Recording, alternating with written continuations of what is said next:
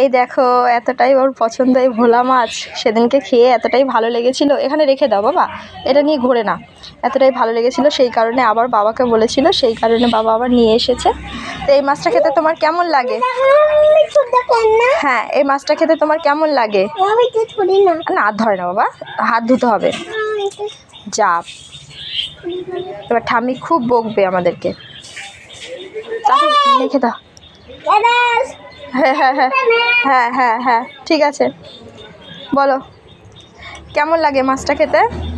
খুব দারুণ লাগে। খুব দারুণ লাগে। তুমি খাবে? কেমন করে খাবে এটা? আম আম করে খাবে? ভাতের সাথে খাবে তো? তো এই দেখো বন্ধুরা, এই মাছটা কি করে রান্না করতে হয়, কেমন করে তোমরা খাও অবশ্যই কমেন্ট করে জানিও।